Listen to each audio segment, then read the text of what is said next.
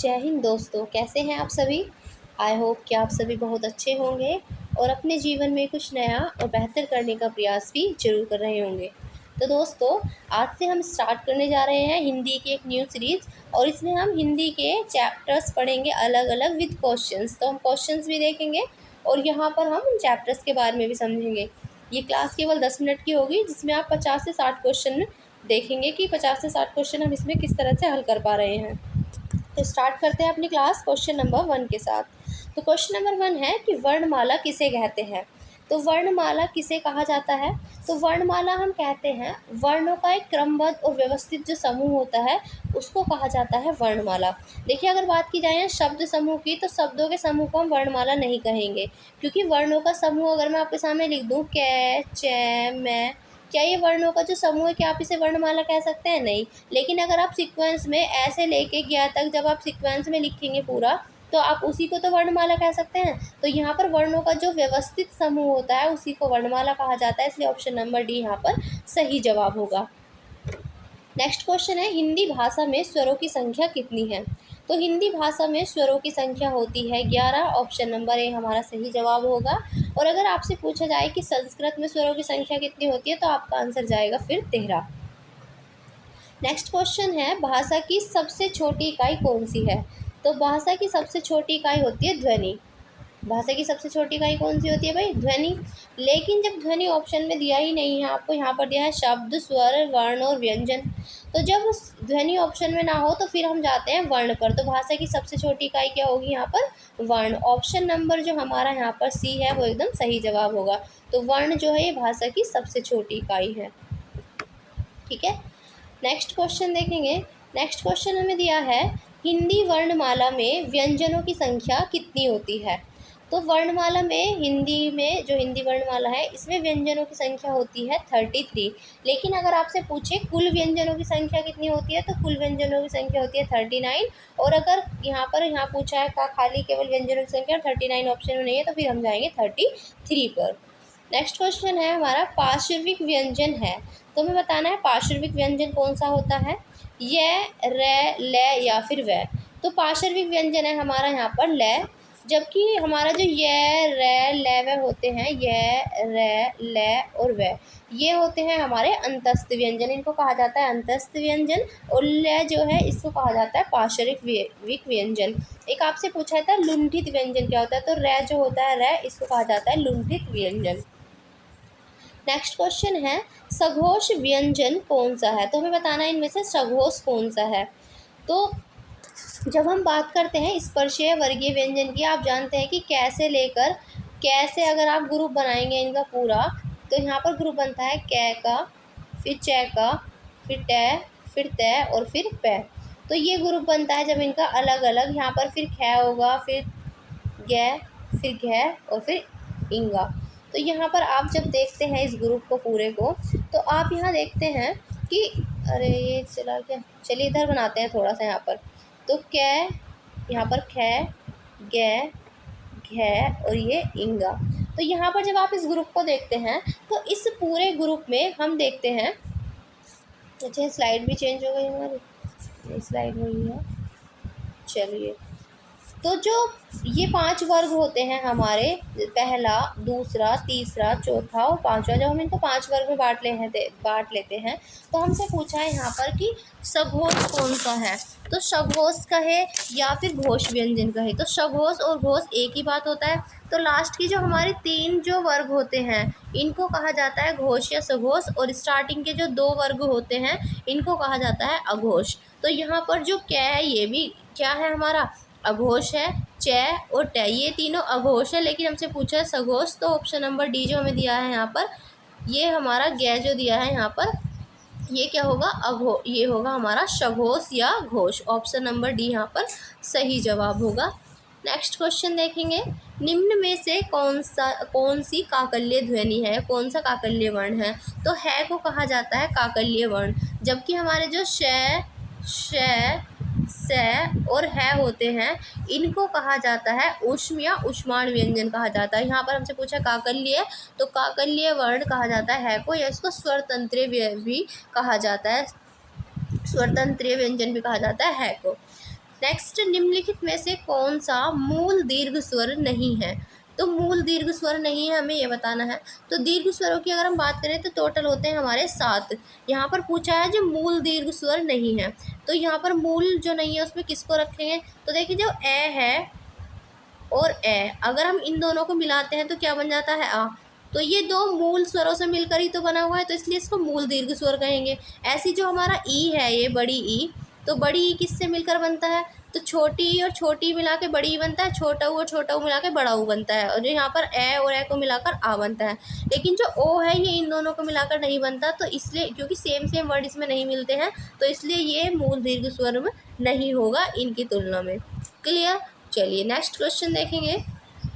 हिंदी में ह्रस्व स्वरों की संख्या कितनी होती है, हमें ये बताना है। तो हिंदी में ह्रस्व स्वरों की संख्या होती है 4। कौन कौन से होते हैं? तो हमारा ए, हमारा ई और छोटा ओ और री, ये चारों होते हैं हमारे ह्रस्व स्वर। तो ऑप्शन नंबर सी यहाँ पर सही जवाब होगा। नेक्स्ट क्वेश्चन देखेंगे। निम्न में से दीर्घ स्वर कौन सा है? तो हमें बताना है इनमें से दीर्घ स्वर कौन सा है। तो हमारे ये सारे के सारे अगर आप देखेंगे तो ये सभी दीर्घ स्वर की श्रेणी में रखे जाते हैं, लेकिन यहाँ पर ये होना चाहिए था कि मूल दीर्घ स्वर कौन सा है। तो यहाँ पर ए जो है ये आ क्या होगा? यहाँ पर मूल दीर्घ स्वर होगा, क्योंकि आ किससे मिलकर बनेगा? ए प्लस ए से, तो ये मूल दोनों से मिलकर बनेगा, तो इसलिए मूल दीर्घ स्वर कहेंगे हम। आ को ऑप्शन नंबर ए यहाँ पर सही जवाब होगा। अब हमें बताना है मध्य स्वर किसको कहा जाता है। तो मध्य स्वर कहा जाता है ए को। ए जो होता है हमारा, ये होता है हमारा मध्य स्वर, क्योंकि जब हम इसको बोलते हैं तो मध्य से हमारे गले से आवाज़ आती है। नेक्स्ट क्वेश्चन है अर्धविवृत स्वर कौन सा है? तो अर्धविवृत स्वर हमारा है यहाँ पर आए। तो आए जो होता है ये क्या होता है? हमारा अर्धविवृत स्वर होता है। नेक्स्ट क्वेश्चन हमें बताना है निम्न में से कंठीय वर्ण है, यानी कि जो कंठ से बोले जाते हैं वो वर्ण कौन सा है? तो अगर यहाँ पर आप श की बात करेंगे तो देखिए ये श आप देखते ही देखेंगे कि ये श बोला जाता है हमारे तालु से, इसलिए यहाँ पर ये नहीं होगा। अगर इसमें बात की जाए आ, है और विसर्ग, ये सभी के सभी अगर आप देखेंगे तो ये कंठ से बोले जाने वाले हैं। हमारे ए और आ कंठ से बोले जाते हैं दोनों ही, तो यहाँ पर इस ये भी और है भी कहाँ से बोला जाता है? कंठ से, और विसर्ग भी कंठ से, इसलिए ऑप्शन नंबर बी यहाँ पर सही जवाब होगा। नेक्स्ट क्वेश्चन है श ध्वनि का उच्चारण स्थान क्या है? चलिए आप बताइए, ये मैंने अभी बताया था आपको, पीछे अभी कर रहे थे हम क्वेश्चन उसमें। तो श कहाँ से बोला जाता है? श बोला जाता है हमारे तालु से। नेक्स्ट है उच्चारण स्थान के आधार पर ईया व्यंजन है। तो उच्चारण स्थान के आधार पर हमें बताना है कि ये कहाँ से बोला जाता है। तो जब हम इसकी सीरीज़ देखते हैं तो जो सेकंड सीरीज़ है हमारी च वाली, तो च, छ, ज, झ और इया, तो ये हमारी सेकंड सीरीज़ है। और पहली जो सीरीज़ है वो के फोर कंठ से बोली जाती है और दूसरी टी फोर तालु से। तो इया आती है हमारी तालु वाले में, तो ये कहाँ से बोला जाएगा? तालु से। तो अगर आप पूरी जो क्लास लेंगे वर्णमाला की, मैंने कराई हुई है इसी चैनल पे, तो आप देखेंगे तो आपको वहाँ पे पूरी चीज़ें क्लियर समझ में आएंगी, और आप देखेंगे कि आपको किस तरह से ईजिली याद हो जाएंगी। आप वहाँ से क्लास को देख सकते हैं, फिर ये क्वेश्चन लगाएंगे तो आपको और अच्छे से समझ में आएंगी चीज़ें। तो ये कहाँ से बोला जाता है हमारा? हमने अभी देखा था टी फोर तालव्य से बोला जाता है इया हमारा उच्चारण स्थान इसका। अब नेक्स्ट क्वेश्चन है जिनकी ध्वनि केवल मुख से निकलती है वे कौन से हैं? तो जिनकी ध्वनि केवल मुख से आती है उन्हें हम कहते हैं निर्नुनासिक स्वर। तो जो निर्नुनासिक स्वर होते हैं उनकी ध्वनि केवल और केवल कहाँ से निकलती है? मुख से। अब नेक्स्ट क्वेश्चन है कंठ तालव्य कौन सा है? कंठ तालव्य वो होते हैं जो कंठ और तालु से बोले जाते हैं। तो जो कंठ से और तालु से बोले जाते हैं उनको कहा जाता है कंठ तालव्य। तो कंठ और तालव्य कौन से, हमें ये बताना है। तो देखिए यहाँ पर जो रै दिया है, रै, ये रै जो बोला जाता है हमारा, ये मूर्धा से बोला जाता है। और यहाँ पर ए और आ की बात करें तो कंठ से बोला जाता है। अब हमसे पूछा है केवल जो कंठ और तालु से बोला जाता हो। तो जब ए और आए बोलते हैं, आई और आए बोलते हैं, तो आई और आए बोले जाते हैं हमारे कंठ से और तालु से, इसलिए ऑप्शन नंबर डी यहाँ पर सही जवाब होगा। अब नेक्स्ट क्वेश्चन हमसे पूछा है कि प्रत्येक वर्ड का जो दूसरा और चौथा वर्ण है वो क्या कहलाता है? तो आप याद रखिएगा, हमने जो भी 5 वर्ण पढ़े थे, 5 वर्ग 1 2 3 4 5, तो ये 5 वर्ग का, जैसे कि यहाँ पर कै वर्ग हुआ, ये ख वर्ग, ये गै वर्ग, ये घ वर्ग, और फिर ये इंगा वर्ग जो होगा। तो ये जो हमारे 5 वर्ग हैं इसका जो दूसरा और चौथा वर्ग होगा ये कहलाता है हमारा ये हमारा महाप्राण कहलाता है। क्या कहलाता है? हमारा वर्ण प्राण, सॉरी महाप्राण कहलाता है। तो दूसरा और चौथे वर्ग में जो आते हैं ये हमारे महाप्राण कहलाते हैं, जबकि पहला, तीसरा और पांचवा ये हमारे कहलाते हैं अल्प प्राण। तो दूसरा और चौथा हमारे महाप्राण और पहला, तीसरा, पांचवा अल्प प्राण में आते हैं। उच्चित व्यंजन की अगर बात करें तो उच्चित व्यंजन हमारे दो होते हैं। कौन कौन से होते हैं? तो अड़ा और अढ़ा, डा और अड़ा, ये क्या होते हैं? हमारे उच्चित व्यंजन होते हैं। नेक्स्ट क्वेश्चन है, जिन ध्वनियों की गणना ना स्वर में की जाती है और ना व्यंजन में, तो उसे क्या कहते हैं? तो जिन भी ध्वनियों की गणना ना तो स्वर में की जाए और ना उनको व्यंजन में काउंट किया जाए, तो क्या उन्हें आगत कहेंगे? नहीं। ऊष्म कहेंगे? नहीं। क्या अंतस्थ कहेंगे? नहीं। तो उन्हें क्या कहेंगे हम? अयोगवा।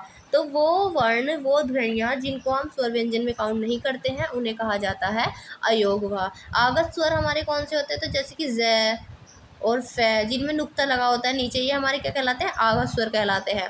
ऊष्म व्यंजन अभी हमने बात करी थी, हमारे स, श, स और है, ये हमारे ऊष्म व्यंजन होते हैं। अंतस्थ व्यंजन की बात करें तो य, र, ल और व, ये हमारे अंतस्थ व्यंजन होते हैं।